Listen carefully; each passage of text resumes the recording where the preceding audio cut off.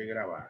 Bien, muchas gracias, amado consiervo Francisco Pascual. De verdad estamos muy contentos de saber que Dios nos concede una nueva oportunidad de seguir compartiendo la carta de Santiago. ¿Cómo regresar al Señor? Es el tema que tenemos ahí ya en la diapositiva. Vamos a leer la porción que nos toca para esta oportunidad. Capítulo 4, versículos 6 al 10 de inmediato dice así, para gloria y honra de nuestro Dios.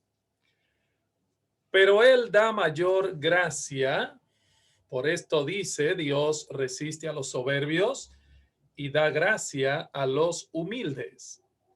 Versículo 7, someteos pues a Dios, resistid al diablo y huirá de vosotros. Acercaos a Dios y Él se acercará a vosotros. Pecadores, limpiad las manos, y vosotros, los de doble ánimo, purificad vuestros corazones. Afligíos y lamentad y llorad. Vuestra risa se convierta en lloro y vuestro gozo en tristeza. Humillaos delante del Señor y Él os exaltará. Obviamente, Pedro añade en su carta, cuando se hace eco de estas palabras de Santiago, Él los exaltará cuando fuere tiempo. Así es que me permito la libertad de recordar ese pasaje de Primera de Pedro 5, que es paralelo a este de Santiago 4:10. Humillaos delante del Señor y Él os exaltará. Miren, en el estudio de hoy, amados hermanos, vamos a considerar esta sección de la carta en la que hay un cambio de tono. Hay en esta sección 10 imperativos, escuche bien, 10 imperativos, sobre todo en los versículos 7 al 10. Allí vamos a ver 10 mandatos que nos plantean los pasos necesarios para reconciliarnos con Dios. Y ya verán por qué reconciliarnos con Dios. Por eso el título del estudio de hoy es ¿Cómo regresar al Señor? Lo primero que hace Santiago es plantearnos cuál debe ser la actitud necesaria para la reconciliación. En el versículo 6, noten que dice, pero Él, o sea Dios, da mayor gracia. Y debo decir que esta sección de los versículos 6 al 10 es una porción gloriosa, mis hermanos, una porción muy consoladora, porque mientras en los versículos 5, digamos allí hasta el versículo 5, nosotros estudiamos del 1 al 5, pero en esos primeros 5 versículos nosotros veíamos que cuando nuestras pasiones nos gobiernan, nos convertimos en un desastre. Y qué difícil es, y usted lo sabe, mantener el control de nuestras pasiones. Sin embargo, ahora viene Santiago y nos dice en el versículo 6, pero con Dios podemos, con Dios podemos. Este es un pasaje de esperanza. Y eso es lo que a mi juicio hace glorioso esta porción que vamos a estudiar en la noche de hoy. Comienza hablándonos precisamente de la gracia de Dios. ¿Para qué? Bueno, para que podamos entender que sin esa gracia, mis hermanos, sin esa ayuda divina, es imposible desenvolvernos en la vida cristiana agradando a Dios. En nuestras propias fuerzas no podemos.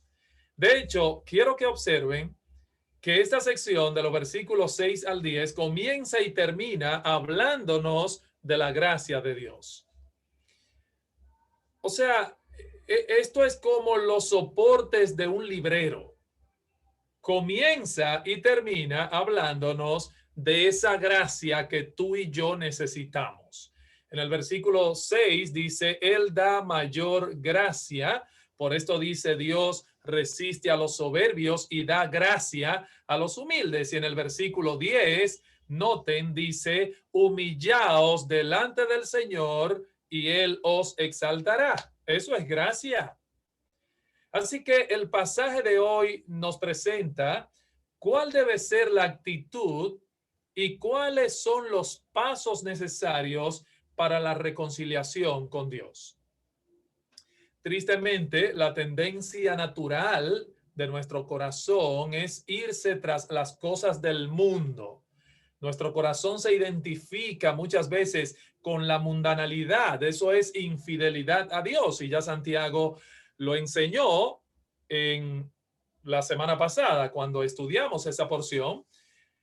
El Espíritu Santo, ese Espíritu que Dios ha hecho morar en nosotros, Santiago nos enseñó que nos anhela celosamente, y Dios proporciona la reconciliación con su amor, brindándonos de su gracia. Ahora bien, recibir de su gracia exige una actitud adecuada. Exige una actitud adecuada, definitivamente. Nosotros podemos entender esto porque poder nosotros lograr esa reconciliación exige definitivamente el cumplimiento de ciertos pasos que Santiago nos presenta aquí. Y recuerden, hermanos, que la gracia de Dios, el obrar de Dios, no elimina nuestro obrar. El apóstol Pablo dice en Filipenses 2:12, ocupaos en vuestra salvación con temor y temblor. Sin embargo, el verso 13 dice, porque Dios es quien en nosotros produce, así al querer como al hacer. Así es que la soberanía de Dios no elimina la responsabilidad humana. ¿Ok?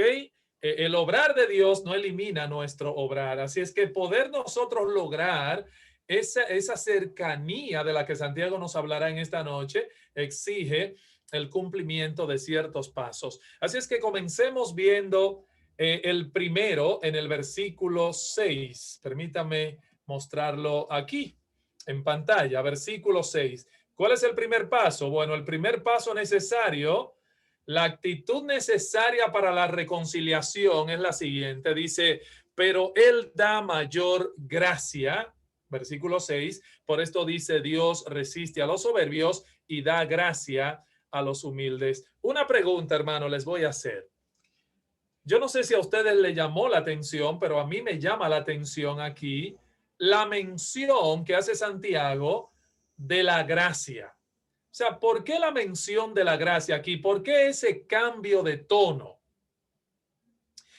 Recuerden que Santiago viene hablándonos de lo que sucede cuando nuestras pasiones están fuera de control.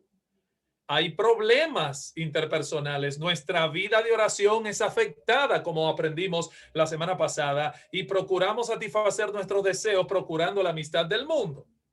Así es que son varias las cosas que se afectan cuando esas pasiones están fuera de control. Capítulo 4, versículo 1, de dónde vienen las guerras y los pleitos. No es de vuestras pasiones, las cuales combaten en vuestros miembros. Nuestra vida de oración se afecta, nuestra comunión con Dios es afectada. Aún, hermanos, nuestra actitud hacia el mundo también sufre cambios negativamente. Así que son tres las consecuencias desastrosas cuando nosotros cedemos a la presión interna de nuestras pasiones y deseos. De ahí la gran importancia del dominio propio en la vida cristiana.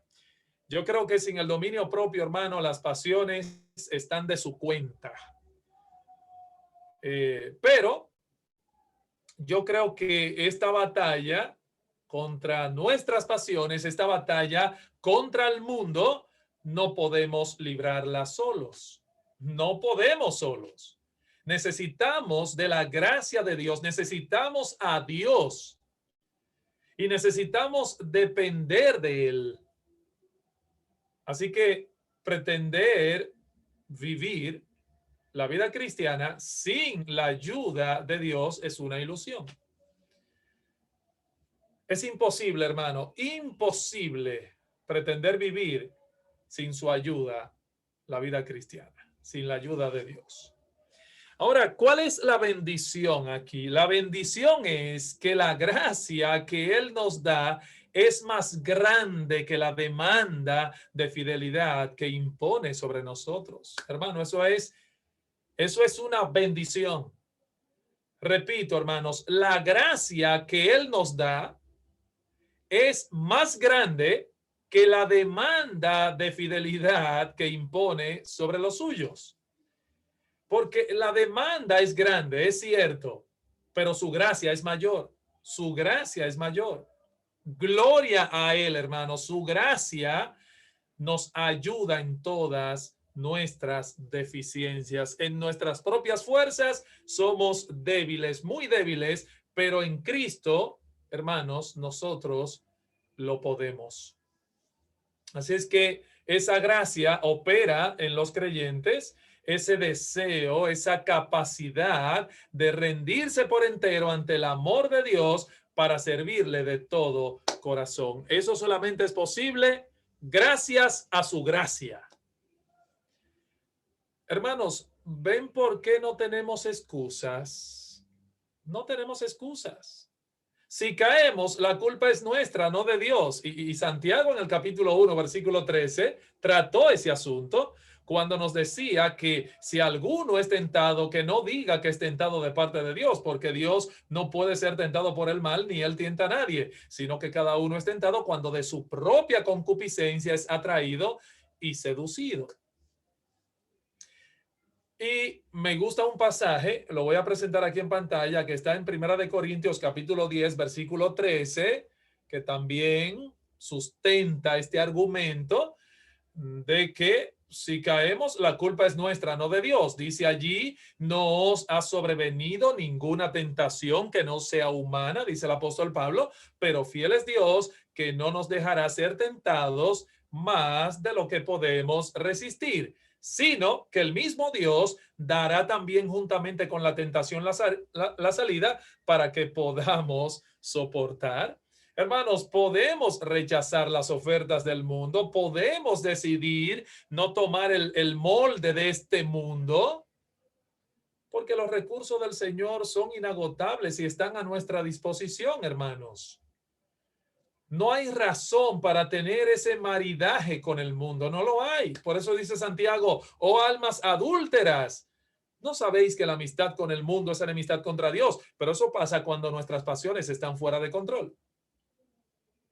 Así que es el orgullo lo que no nos deja hacer uso de esos recursos que Dios nos ha puesto a la mano, porque en nuestra autosuficiencia nos apoyamos en nosotros en lugar de hacerlo en Dios, y eso es sumamente peligroso. ¿Qué dice Pablo? En Efesios capítulo 6, versículo 10, véanlo ahí en pantalla, fortaleceos en el Señor y en el poder de su fuerza, de la de Él, no de la nuestra.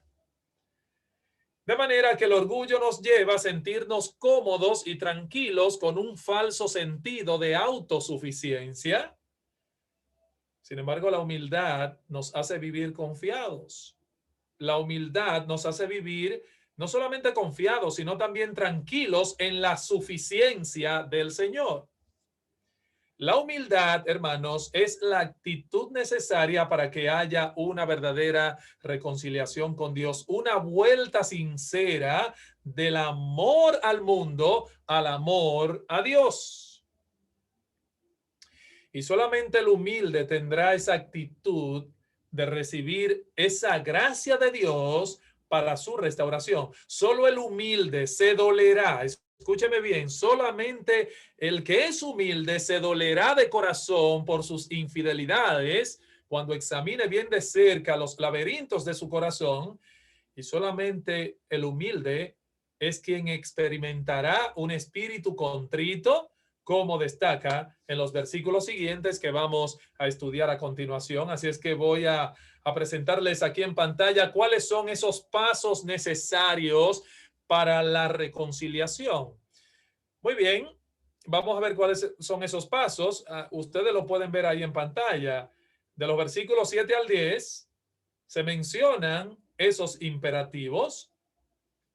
Someteos a Dios es uno, resistid al diablo, acercaos a Dios, limpiad las manos, purificad vuestros corazones, afligíos y lamentad y llorad, vuestra risa se convierte en lloro y vuestro gozo en tristeza, humillaos delante del Señor.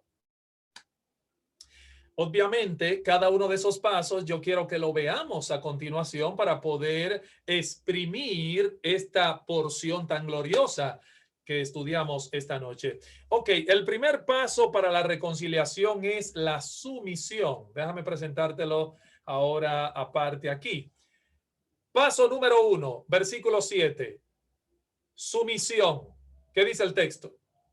Someteos pues a Dios. Ok, déjenlo ahí porque lo de resistir al diablo es otra cosa, que lo vamos a ver a continuación. Pero vamos a ver esta parte.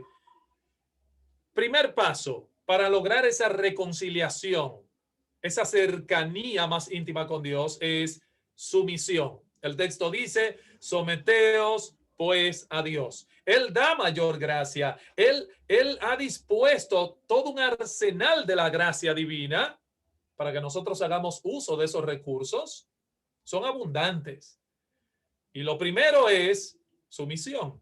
Someteos pues a Dios. Miren, hermanos, una de las primeras cosas que el orgullo hace es tratar de desligarse de todo sentido de dependencia de otro. O sea, el que es orgulloso, lamentablemente, no quiere tener que rendir cuentas a nadie ni someterse a nadie. Porque el orgulloso ama la independencia. El orgulloso ama la independencia, o sea, quiere dar satisfacción a sus pasiones, a sus caprichos, a sus deseos, sin que nadie interfiera ni se entrometa, ¿ok? Sin interferencias, sin intromisiones, el orgulloso lo que quiere dar es satisfacción a sus pasiones y a sus deseos. Que nadie se meta con eso. Por lo tanto, el primer paso para la verdadera reconciliación con Dios es la rendición de nuestra voluntad a la suya. El reconocimiento de que Él tiene derecho sobre nosotros. Claro que sí. La sumisión es el acto voluntario por el cual nos colocamos bajo la autoridad de otro. De hecho, la sumisión es algo voluntario. No es que a nadie lo someten. No es sumisión a Dios dejar áreas de tu corazón reservadas para el amor al mundo. Eso no es sumisión. Eso no es sumisión a Dios. Porque la verdadera sumisión a Dios, hermanos, estará dispuesta a dejar que Dios diga lo que está bien y lo que está mal. Es decir, la verdadera sumisión dice lo mismo que le dijo Samuel a Dios. Señor, habla, que tu siervo oye. Habla, que tu siervo escucha. No importa los intereses que afecten el corazón, se compromete a actuar conforme a la palabra de Dios, de la que Santiago mucho nos ha hablado. Así que la mundanalidad ocurre, hermanos, cuando hay áreas que están fuera de la sumisión a Dios. Repito, ¿cuándo ocurre la mundanalidad? Cuando hay áreas que están fuera de esa sumisión a Dios y su palabra. Así que esto es importante. Sumisión. Segundo, ¿qué más? Resistencia. Resistencia. Y ahí hay dos pasajes que quiero comparar también, paralelamente. ¿Qué dice el texto? Someteos pues a Dios. Paso número 1, sumisión. Segundo, resistencia. Dice, resistid al diablo y huirá de vosotros. Hermanos, atención a esto. Fíjense, una de las primeras cosas que ocurren cuando decidimos someternos a Dios es que el diablo se va a meter. Óigame bien. O sea, cuando en nosotros hay un interés genuino, una decisión marcada de someternos a Dios, hermanos, el diablo va a atacar y se va a meter. Ese enemigo de nuestras almas quiere que seamos infieles a Dios. Entonces, el orgullo por dentro y el diablo por fuera serán dos enemigos acérrimos de nuestra comunión con Dios, créamelo. Ahora, ¿qué tenemos que hacer, pastor? Bueno, tenemos que defendernos. ¿Por qué? Bueno, porque el diablo atacará. El diablo atacará, hermanos. Entonces, Hay algo que tenemos que hacer. Miren lo que dice ahí Pablo en Efesios 6:11. Dice, vestíos de toda la armadura de Dios para que podáis estar firmes. Anote esa palabra. Para que podáis estar firmes. ¿Contra qué? Contra las acechanzas del diablo. Esa palabra acechanza ahí del griego metodía, de donde viene la palabra método, lo que indica es que el diablo es metódico en sus ataques. Y la palabra firmes que usa aquí es de la misma familia de palabras griegas de la que usa Santiago. Resistid. Lo mismo, resistid y estar firmes son palabras de la misma familia. Primera de Pedro 5:8, ustedes lo conocen ese pasaje, que exhorta a Pedro aquí, sed sobrios y velad, porque vuestro adversario, el diablo, como león rugiente, anda alrededor buscando a quien devorar, al cual resistid, otra vez, firmes, firmes en la fe. Miren, hermanos, detrás de muchas de las cosas que pasan en nuestras vidas está la actividad malvada de ese dragón. Tan descarado es ese dragón, el diablo, que según los evangelios tentó hasta al mismo Señor Jesucristo. En Mateo capítulo 4, tentó a Jesucristo, nuestro Señor.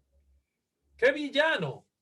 El diablo está detrás de muchas discusiones y pleitos, está detrás de muchas sugerencias a que seamos complacientes con nuestros deseos. El diablo está detrás de las palabras mentirosas, detrás del chisme, detrás de la indiferencia, detrás de la dejadez hacia la realización de buenas obras.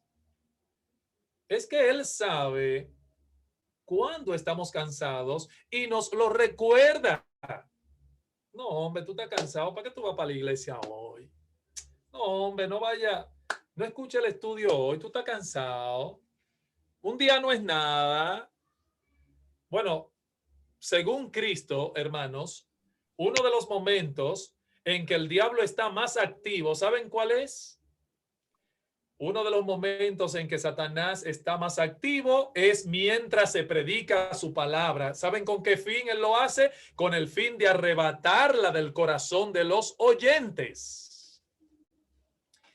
Él entra en acción. Hermanos, no ignoremos las maquinaciones del maligno. Él entra en acción y el momento en que está más activo es mientras la palabra de Dios está siendo expuesta con el fin de arrebatarla del corazón del oyente. Resistid al diablo, dice aquí. Resistid al diablo. Es real. Satanás es real, tan real como Dios.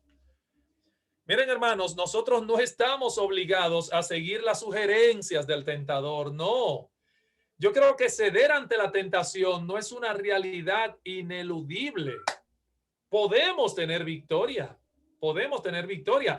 Y si ofrecemos la debida resistencia, porque eso es lo que enseña la Biblia, al diablo se le resiste, nosotros podemos esperar el cumplimiento de la gran promesa que tenemos aquí. ¿Saben cuál es? Huirá de nosotros. Huirá. He ahí la promesa. Si resistimos, hermanos, créanme, dice el texto, él huirá de nosotros. Se irá frustrado. ¿Por qué? Porque se encontró con alguien determinado a hacer la voluntad de Dios a brazo partido contra el propio pecado. ¿Cuáles son entonces, pregunto yo, nuestras opciones? Según Santiago, ¿Dios o el mundo? ¿Dios o el diablo? ¿Con quién nos vamos a alinear? Esa es la idea. El mundo es un aliado de Satanás. La carne es otro aliado de Satanás. ¿Qué compañerismo, dice Pablo, tiene la justicia con la injusticia? Por eso, hermano, hago la pregunta. ¿Cuáles son entonces nuestras opciones? ¿Dios o el diablo? ¿Dios o el mundo? La pregunta es, ¿con quién nos vamos a alinear? Santiago quiere que nos definamos. Y dice Pablo en 2 Corintios 6:14, ¿qué compañerismo tiene la justicia con la injusticia? ¿Qué comunión tiene la luz con las tinieblas? Es una pregunta retórica. La respuesta obvia es ninguna. ¿Y qué concordia tiene Cristo con Belial? ¿O qué parte tiene el creyente con el incrédulo? ¿Y qué acuerdo hay entre el templo de Dios y los ídolos? ¿Cuál es la respuesta obvia? Ninguna, ninguna. Hermanos, ya Santiago nos ha presentado estas opciones, recuérdenlo, o somos de Dios o somos del mundo. Una fuente no puede echar dos clases de agua, dulce y amarga, o es dulce o es amarga. La amistad con el mundo es amistad con el diablo. Ya Santiago habló claro sobre eso. Entonces, debemos aprender a decir con el Señor, apártate de mí, Satanás. Apártate de mí, Satanás. Entonces, hay que velar, hay que luchar, orar, someterse a la voluntad de Dios. Resistid al diablo y huirá de vosotros. En contraposición a esto, entonces tenemos el siguiente paso. Acercamiento, versículo 8. Acercamiento. ¿Qué dice el texto? Acercaos a Dios y Él se acercará a vosotros. Hermanos, este acercarse o acercaos presupone algo. ¿Lo vieron? ¿Qué presupone ese acercaos? O sea, si Santiago dice acercaos a Dios, ¿qué presupone eso? Bueno, eso presupone que la mundanalidad les había alejado de Dios. Porque si él dice acercaos es porque estaban alejados. Es obvio. Y es que la mundanalidad los había alejado. Y ellos tenían que hacer algo para regresar a esa comunión íntima de Dios y que Dios espera tener con los suyos. Dios quiere tener comunión con nosotros. Hermano, una pregunta. ¿Qué quieres? ¿Anhelas acercarte a Dios lo más que puedas? ¿O estás actuando como sus enemigos que buscan mantener cierta distancia de Él? Hermano, examinémonos, examinémonos. Este es un llamado a volver a Dios de todo corazón, el que Santiago le está haciendo a estas personas y a nosotros también. Este no es un volver dudoso. Lo que yo veo aquí es un volver de alguien que sabe que su único refugio y su única esperanza es Dios. Es Dios. Yo pregunto, ¿qué es este acercarse a Dios?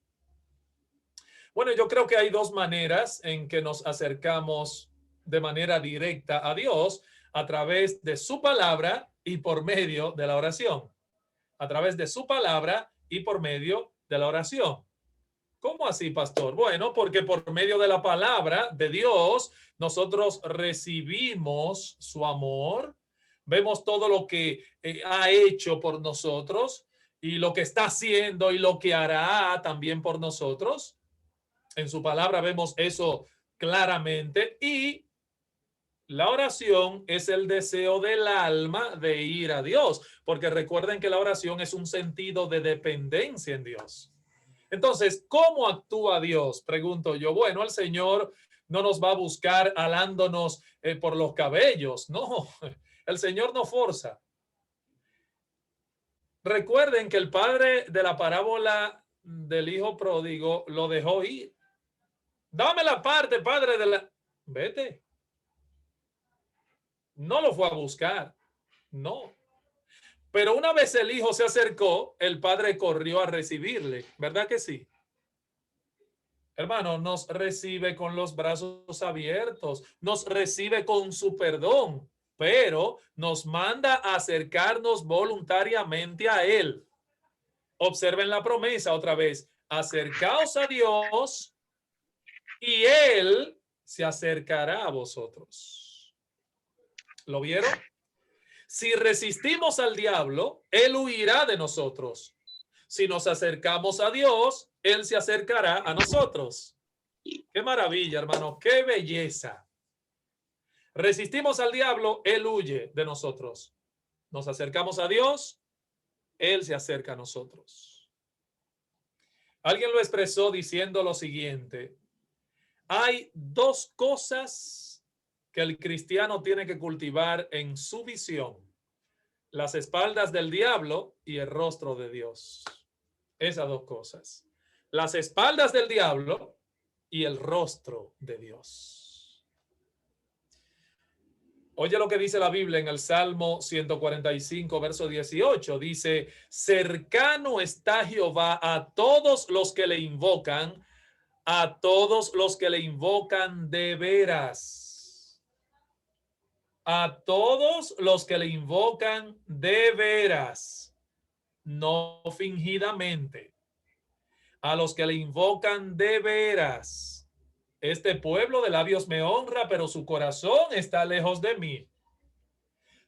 Dios está cercano, según este Salmo 145, verso 18, a todos aquellos que le invocan, pero a los que le invocan de veras.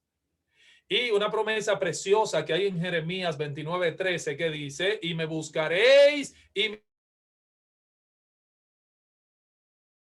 son. Siguiente paso.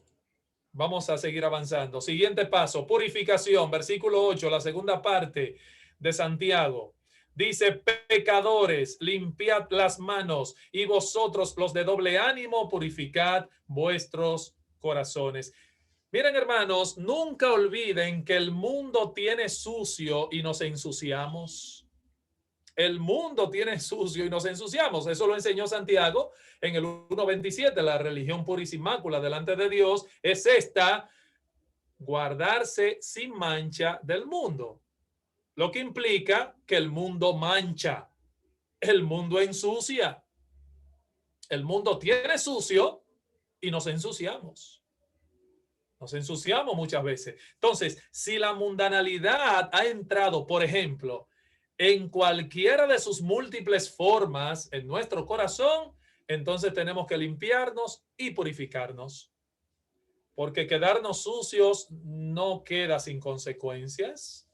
Es como tener los espejuelos sucios. Si yo tengo estos espejuelos sucios, hermano, yo voy a ver empañado. O es como el limpiavidrios del vehículo sucio también. Puede ocurrir cualquier accidente. O sea, no podremos ver correctamente. El mundo, hermano, el mundo nos afecta. Su sistema de valores, eso es el mundo. Recuerden que es la atmósfera moral, es un sistema. ¿Ok? Por eso la necesaria renovación del entendimiento con la palabra de Dios, como dice Pablo allá en Romanos capítulo 12, versículo 3. No os conforméis a este mundo, a este siglo, sino transformaos. ¿Por medio de qué? Por medio de la renovación de nuestro entendimiento. ¿Cómo vamos a renovar nuestro entendimiento? A través de la información que obtenemos de la palabra de Dios. Sacamos toda esa información falsa que pudiera minar nuestras mentes, nuestras conciencias, nuestro corazón, y la sustituimos por información adecuada, que es la palabra de Dios. Así que el mundo nos afecta y por eso es necesario que renovemos nuestro entendimiento de manera constante a través de la palabra de Dios, con sus principios, hermanos. Entonces, esto abarca una purificación de nuestros actos y obras. Por eso Santiago dice, purificad las manos, actos y obras, pero también de las motivaciones, pensamientos y sentimientos. Y por eso habla del corazón. ¿Se dan cuenta? Nuestras manos representan nuestros actos y nuestras obras, y el corazón es lo que representa las motivaciones, los pensamientos y sentimientos, porque recuerden que bíblicamente hablando, cuando la Biblia habla del corazón, no se refiere a ese órgano que bombea la sangre, al órgano físico que tenemos en el interior. Se refiere al asiento de las emociones, los pensamientos, las actitudes, etcétera, etcétera. Entonces, una mera reforma externa no es suficiente, hermanos. Eso para Dios no es suficiente. Hay un salmo, yo creo, que estos judíos a quienes Santiago les escribió, muy probablemente recordaban con relación a esto. ¿Cuál es ese salmo? Miren, ese que ustedes ven ahí en pantalla. Ese salmo ahí, el 24:3. Es posible que estos judíos hayan recordado esto. ¿Y qué dice el Salmo 24:3? Jehová, ¿quién subirá al monte tuyo? ¿Ah? ¿Quién subirá al monte de Jehová? ¿Y quién estará en su lugar santo? Dice, el limpio de manos, obras, y puro de corazón. Puro de corazón. El que no ha elevado su alma a cosas vanas, ni ha jurado con engaño. Interesante. ¿Y qué nos exhorta el Nuevo Testamento? Vean este texto, me fascina ese pasaje de 2 Corintios 7:1, donde Pablo dice claramente: así que, amados hermanos, puesto que tenemos tales promesas, limpiémonos. Hay una responsabilidad, limpiémonos de toda contaminación de carne y de espíritu, perfeccionando la santidad, es decir, esa es la etapa progresiva. La santidad tiene 3 etapas. Una etapa inicial, que es en la conversión, Dios nos declara santo. Segundo, la etapa progresiva, y la etapa final, que es cuando tengamos cuerpo glorificado y ya no tendremos más lucha contra nuestro propio pecado, el pecado remanente que mora en nosotros.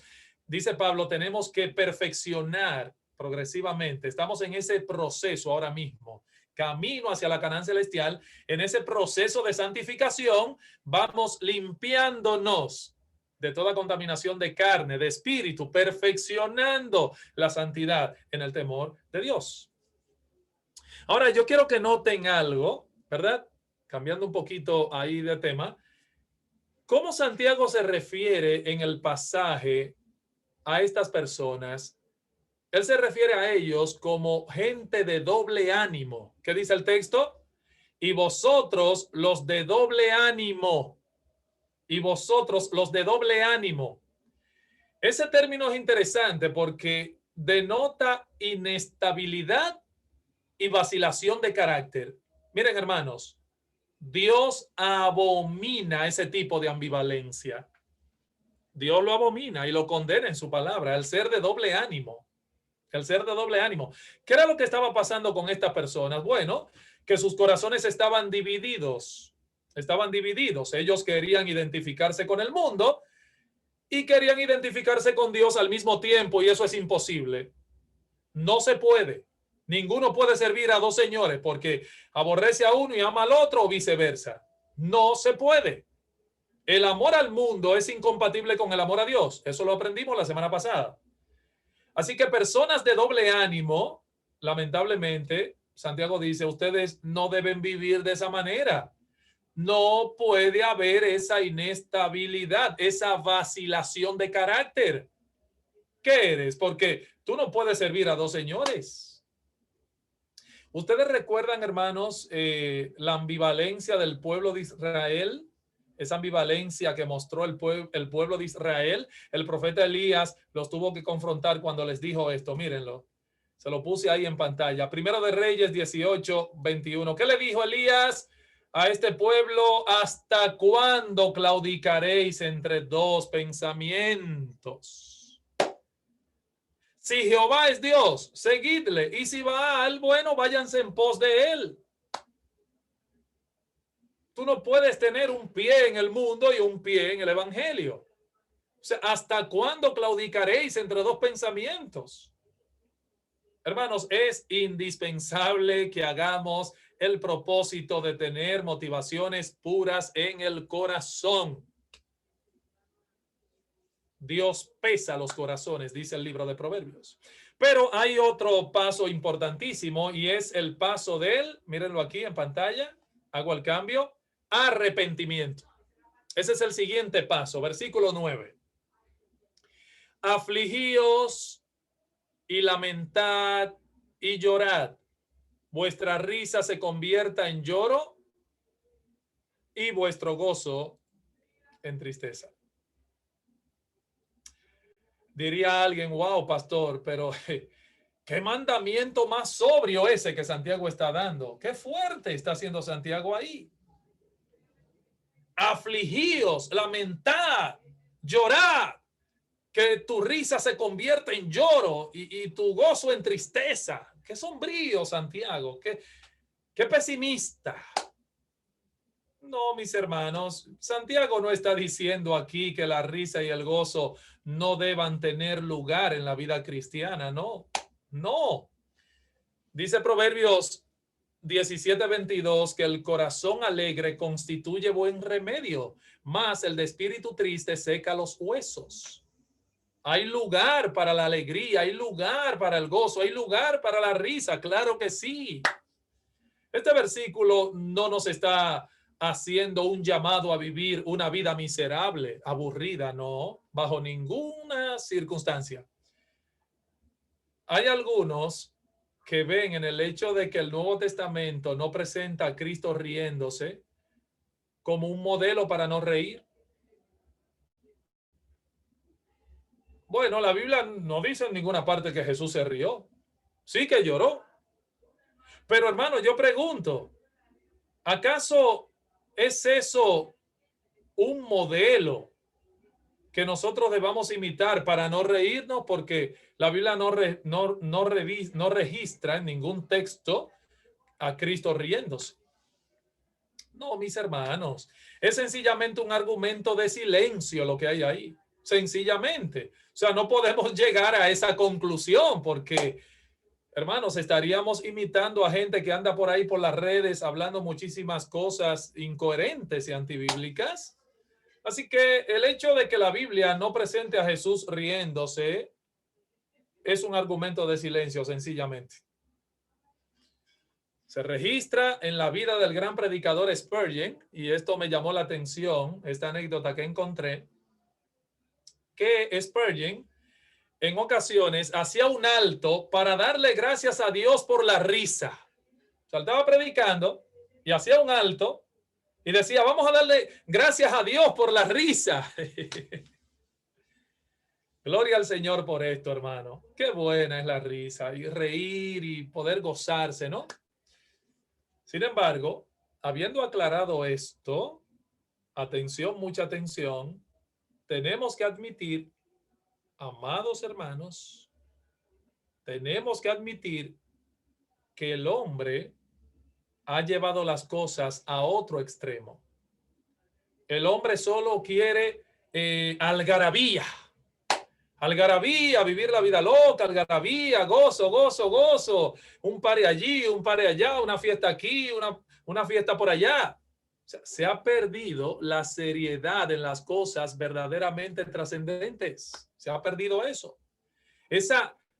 Lo superficial se trata con seriedad, mientras que lo serio se trata con superficialidad. O sea, la gente está al revés. Cuando debe reír, llora, y cuando debe llorar, ríe. Entonces, las cosas de Dios deben ser tratadas con profunda seriedad. Ese es el punto. El gozo que Santiago nos pide abandonar aquí es pasajero y superficial. Es un gozo producido por la indulgencia ante el pecado. Ese es el gozo que le está atacando, un gozo falso. O sea, no debemos ser tan superficiales como para estar riéndonos cuando deberíamos estar llorando por nuestro pecado. Hermano, una pregunta entre tú y yo aquí. ¿Cuándo fue la última vez que lloraste ante Dios por tus pecados? Piénsalo, ¿cuándo fue la última vez que contrito y humillado tú te diste cuenta que realmente hiciste algo que a Dios no le agrada y lloraste por tu pecado? ¿Cuándo fue la última vez? Santiago está hablando aquí de un tipo de dolor espiritual que en ocasiones no se puede ocultar. No se puede ocultar.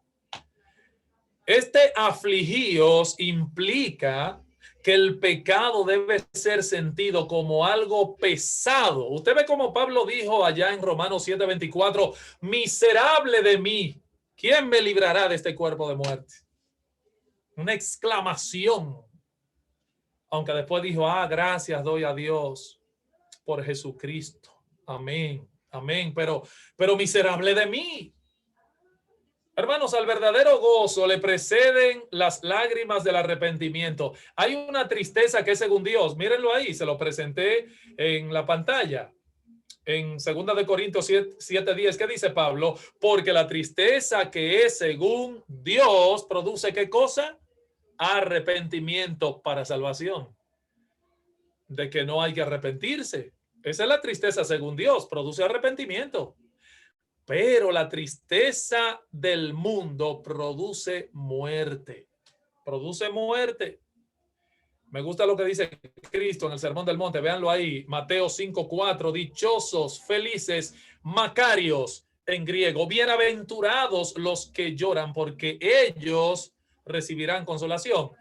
Y la construcción del pasaje en el original dice, porque ellos y solo ellos serán consolados. Bienaventurados los que lloran, porque ellos y solo ellos serán consolados. Otro texto interesante es el Salmo 38:18, que nos dice allí. Dice, por tanto, confesaré mi maldad. Aquí está hablando un hombre que es salvo, un siervo de Dios. Confesaré mi maldad y me contristaré por mi pecado. No es tiempo de estar tomando a la ligera lo que Dios no toma a la ligera. Yo me voy a contristar por mi pecado, dice el salmista. Mis hermanos, las cosas que en un momento fueron motivo de risa y gozo mundano, tienen que convertirse en motivo de dolor, en motivo de llanto, en motivo de clamor y de tristeza. No podemos tomar a la ligera lo que es pecaminoso a los ojos de Dios. Eso que un día, cuando tú y yo estábamos sin Dios y sin esperanza en el mundo, que vivíamos como nos daba la gana, eso, hermano, que era motivo de risa y gozo en el mundo para nosotros, eso tiene que convertirse en motivo de dolor, llanto, clamor y tristeza. Y de eso está hablando Santiago aquí.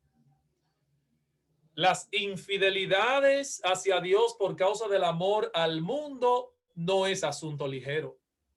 Dios no lo toma a la ligera. Dios lo toma en serio, como ya vimos, ¿verdad? En otros estudios pasados. Por eso aquí nos llama a la práctica de un arrepentimiento genuino ante el pecado de la mundanalidad, que ese es el contexto, pasiones fuera de control. El pecado de brindar nuestros amores al mundo, cuidado. Todos estos mandatos del versículo 9 tienen que ver definitivamente con un arrepentimiento sincero. Un arrepentimiento sincero. Hermanos, Dios no quiere un mero acto de penitencia. Eso es más fácil de hacer. Cualquiera lo puede hacer. Un acto de penitencia. Cualquier religioso lo hace. Ahora, ¿qué quiere Dios? Sí, Dios quiere un corazón que sienta profundo dolor por causa del pecado. Por eso dice, afligíos, lamentad y llorad, dice Santiago. ¿Y cómo dice Joel? El profeta Joel, mírenlo ahí. Joel 2:12 dice, por eso pues ahora dice Jehová, convertíos a mí con todo vuestro corazón, con ayuno y lloro y lamento. Ayuno, lloro y lamento. Y el último paso, ya para terminar, que menciona Santiago en el versículo 10, es el paso de la humillación, mis hermanos. Ahí se lo presento en pantalla. El último paso, el paso de la humillación, que dice, humillaos delante del Señor y Él os exaltará. Hermanos, ¿qué significa esto? Humillaos significa reconocer nuestra pobreza espiritual, reconocer que necesitamos la ayuda divina, la ayuda de Dios, reconocer que Dios tiene derecho sobre nosotros. Ese es un acto de humillación. Señor, yo no puedo, tú sí. Señor, yo no soy dueño de mi vida, tú eres quien me gobierna, tú eres mi rey, tú eres mi amo. Y noten muy bien, hermanos, que esta es una humillación delante del Señor. ¿Delante de quién? Delante del Señor. No es una humillación cuyo punto de referencia es otro hombre, no.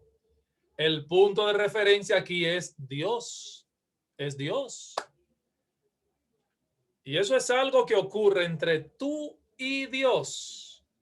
Y delante de Él es que tenemos que ocupar nuestro puesto. Sí, hermano, delante de Él tenemos que ocupar nuestro puesto. ¿Y qué puesto debemos ocupar nosotros delante de la majestad de Dios?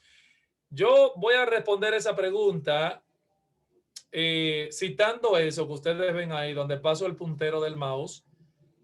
Esa cita de Thomas Watson, aquel ministro puritano. Él dice, una visión de la gloria de Dios humilla. Y dice, miren qué belleza. Las estrellas se desvanecen cuando el sol aparece. Esa cita está preciosa, de Thomas Watson. Una visión de la gloria de Dios, ¿qué hace? Nos humilla, porque las estrellas se desvanecen cuando el sol aparece. Hermano, a veces creemos que la exaltación depende de nosotros mismos y por eso nos exaltamos a nosotros mismos. Eso es peligroso. Buscamos a veces como la manera de ser reconocidos, de procurar lo que nosotros creemos que merecemos. Buscamos nuestra propia manera de ser felices, aunque eso nos conlleve identificarnos con el mundo. Qué peligro, ¿eh? Porque el pecado nos hace creer que nos merecemos ser indulgentes con él y darnos el gusto. Pero, hermanos, esta exaltación no está en nuestras manos. Si nos exaltamos, seremos humillados. Y si nos humillamos, seremos exaltados. Es una cosa o la otra. Este es un principio divino, hermanos, que para mí es inalterable. Humillaos delante del Señor y Él os exaltará. Humillaos delante del Señor y Él os exaltará. ¿Quién os exaltará? El Señor. He ahí, hermanos, hermanos amados, la actitud necesaria y los pasos necesarios para nuestra restauración con Dios. Hay cosas, óyeme bien, hay cosas que tenemos que hacer ante las cuales Dios reaccionará. Al corazón contrito y humillado, óigame, Dios no lo desprecia. Así que Dios va a reaccionar. Acerquémonos a Él y Él se acercará a nosotros. Humillémonos delante del Señor y Él nos exaltará. Pero la renovación espiritual no depende en última instancia de nuestros esfuerzos. No. Tenemos que apoyarnos en el Señor y recibir su gracia sustentadora. Esa gracia nos sostiene. Yo he rogado por ti, Pedro, que tu fe no falte, le dijo al Señor, al apóstol Pedro. Yo he rogado por ti que tu fe no falte. Hermanos, nos exaltamos a nosotros mismos cuando dependemos de nuestra propia sabiduría, habilidades, dinero, estatus, capacidades. Nos exaltamos a nosotros mismos. Y cuando hacemos eso, hermano, entonces humillación vendrá tarde o temprano. O nos humillamos nosotros o Dios nos humillará. Este pasaje glorioso, como ya lo demostré, comienza con la gracia de Dios y termina como comenzó. Dios da mayor gracia. Por esto dice Dios resiste a los soberbios y da gracia a los humildes. Pero humillaos, así termina esta sección de la carta, versículo 10, humillaos pues delante del Señor y Él nos exaltará. Hermanos, que el Señor nos ayude. Ricas bendiciones para todos. Adelante, Pastor Francisco.